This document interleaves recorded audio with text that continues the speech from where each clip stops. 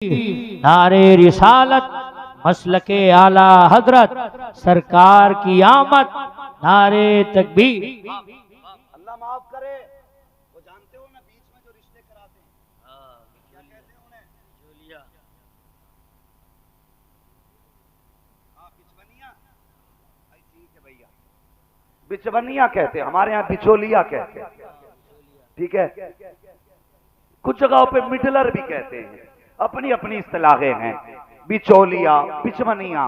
गुजारिश है, कितने घर इन बिचौलियों की वजह से बर्बाद हो गए।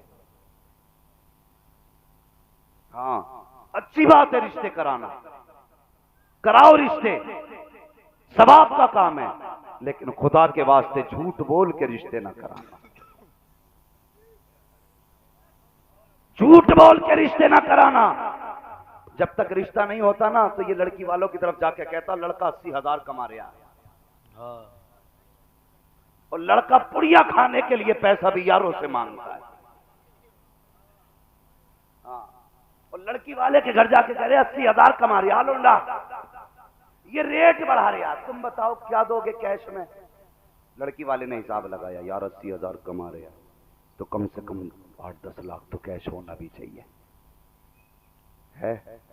और ये जब इसने देखा ना इधर बात बन गई, तो उधर जाके कहता तुम्हें पता है प्रधान, जहां रिश्ता कराना हो ना वो 15 लाख रुपए देने तैयार है, बस तुम हाँ कर दो। प्रधान ने सोची 15 लाख, इतना तो मेरा बेटा जिंदगी में न कमागा। 15 लाख का बिचौलिया ने, और इधर का 80,000 कमा रहा है। तूने रिश्ता कराया किस लिए? तूने झूठ बोला एक जोड़ी कपड़े तुझे मिल जाएंगे, जो 4,000 रुपए मिल जाएंगे, इसके लिए तूने झूठ बोला।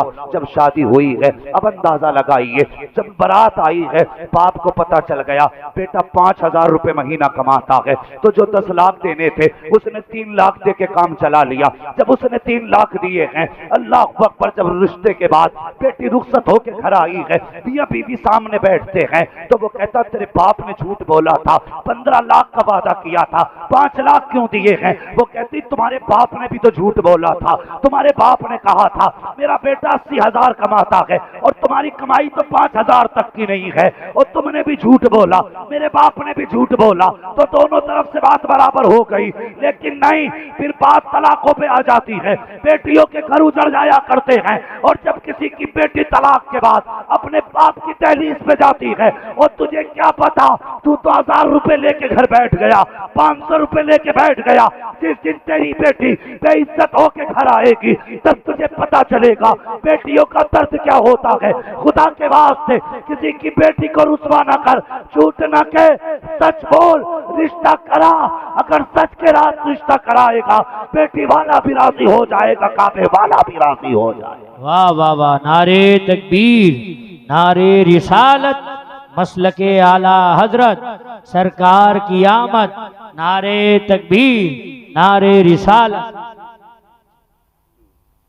समझ रहे हैं मेरी बात?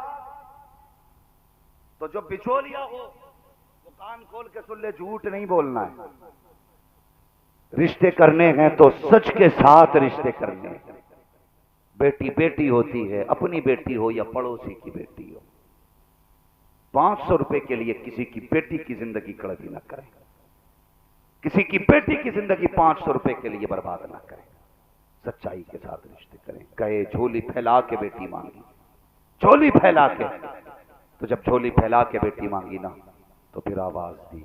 हजरत वहाब बिन मुनब्बा कहने लगे सुनो अब्दुल मुत्तलिब, आमिना आज भी तुम्हारी है, कल भी तुम्हारी ही रहेगी। आप फरमाने लगे जब कोई बेटी का रिश्ता करता है ना, तो कुछ छानता है, पूछता है, तहकीकें करता है। तुम नहीं पूछोगे मेरा अब्दुल्ला क्या करता है, क्या नहीं करता है? कहने लगे पूछने की जरूरत नहीं। कहा क्यों? कहने लगे जो इब्राहिम कल तुम्हारे ख्वाब में आए थे, वही इब्राहिम मेरे ख्वाब में भी आए थे। उन्होंने मुझसे कहा अपनी बेटी का निकाह अब्दुल्ला के साथ कर। फिर निकाह हुआ, इज्जत से तशरीफ लाई, अल्लाह अकबर। और जब आप आमने सामने बैठे, तो फिर वहां झूठ नहीं था, वहां धोखा नहीं था, वहां 80-50 हजार का मसला ही कोई नहीं था। आमने सामने बैठे मियां बीवी की बातें होने लगी। हजरत आमिना कहने लगी अब्दुल्ला मैं नसीब वाली हूं। कहा क्यों? का खुदा ने मुझे तेरे जैसा शोहर दिया है, मैं इसलिए नसीब वाली। वाह वाह वाह। हजरत अब्दुल्ला मुस्कुरा के कहने लगे तुमसे ज्यादा नसीब वाला मैं हूं। कहा क्यों? कहा मुझे खुदा ने तुम्हारी जैसी बीवी अता की। तुम घर में बैठ के ऐसी बातें करते हो? कभी कभी बीवी को बैठा के कहा अल्लाह का शुक्र है तू मेरे निकाह में आई? अशरफ भाई क्या बात होती पता? कहती है शुक्र मना मैं तुझे ले आया, वरना तुझे कोई घास भी न डालता। तो वो क्या कहती है? बस कीजिए, वो तो मैं थी जो मैंने हाँ कर दी, वरना तुम्हें तो कोई बेटी देने ही तैयार नहीं होता। जब ये बातें होती हैं तो फिर होती हैं तलाकें। समझ गए मेरी बात?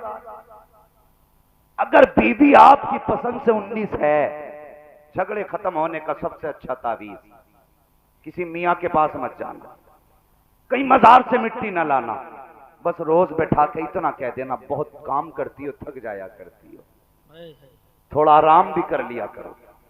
इतनी बात कह दो, किसी तावीज की जरूरत नहीं।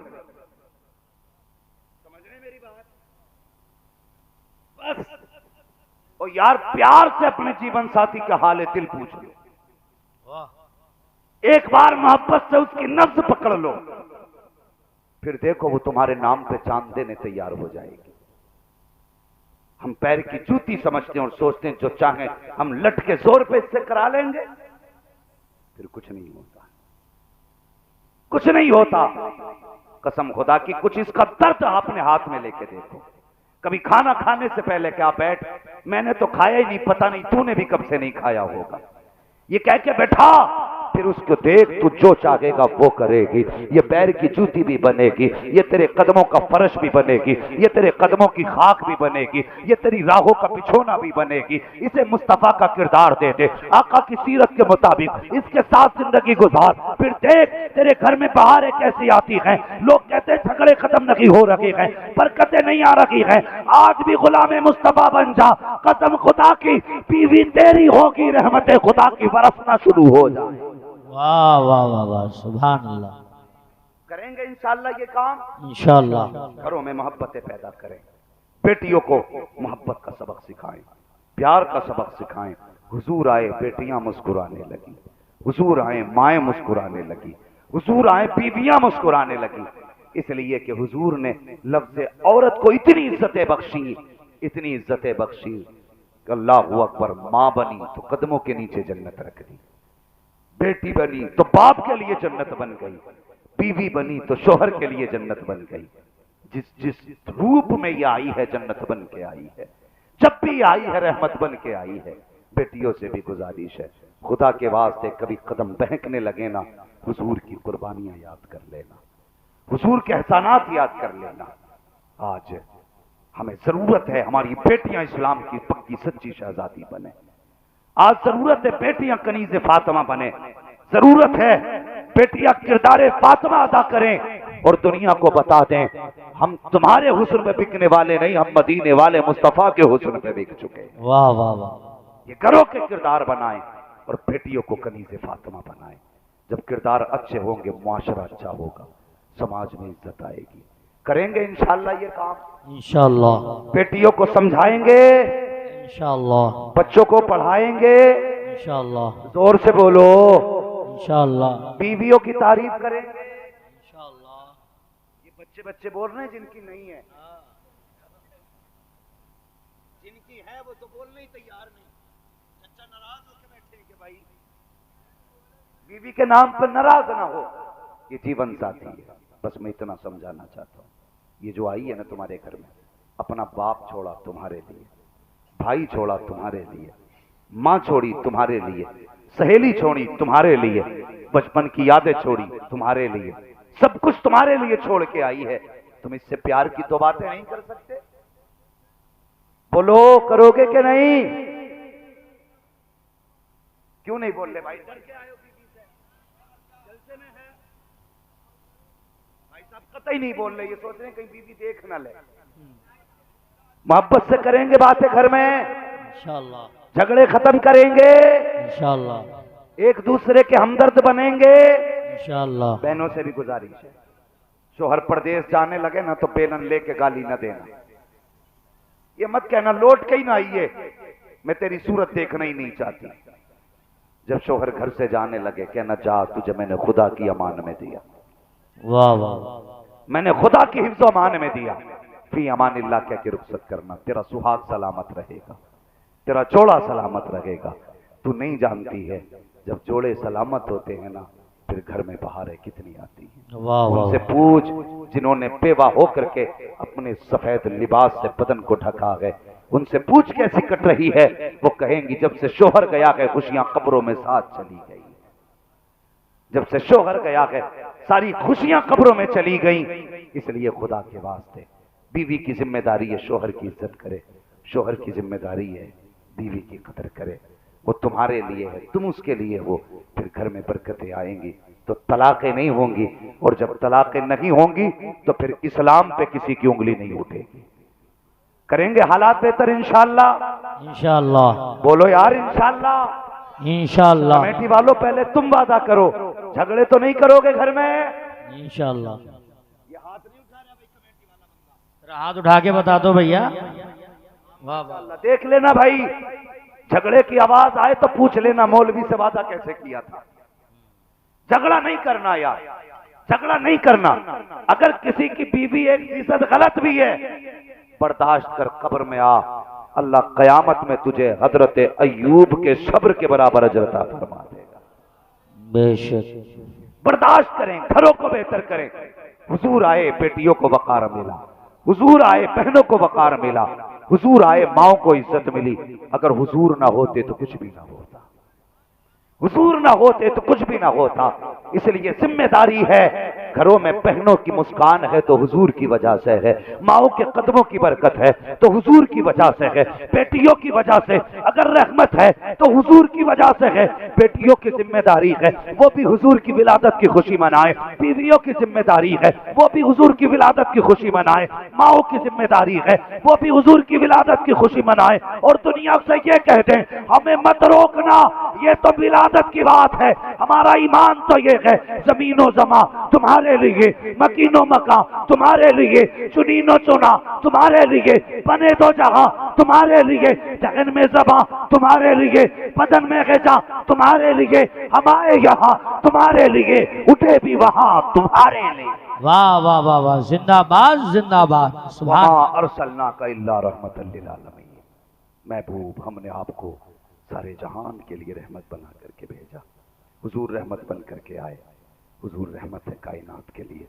अब जिम्मेदारी है हम सब की, करेंगे इंशाअल्लाह इन बातों पे अमल। बेटियों को समझाओ कि कदम गलत ना उठाना, तेरे एक कदम से खानदान की इज्जत चली जाएगी, तेरे एक गलत फैसले से पूरी बस्ती का वकार चला जाएगा।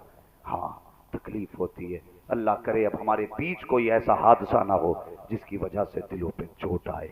7 लाख बेटियां गैर मुस्लिम हो चुकी हैं, अब हम नहीं चाहते कोई और बेटी गैर मुस्लिम बने। मौला करीम हम सब की बेटियों को कनीज़े फातिमा ज़हरा बना दे, हमारी बेटियों को सैयदा फातिमा ज़हरा के दिए हुए किरदार और सुन्नत पर अमल करने की मौला तौफीक रफीक नसीब फरमा दे। बस जो हुए अगलात उनको माफ फरमाए रब कायनात। जिंदगी ने दिया साथ, फिर होगी मुलाकात, चमन रहा फूल खिलेंगे, जिंदगी रही फिर मिलेंगे। सारे लोग कलमा शरीफ पढ़ लीजिए, ला इलाहा।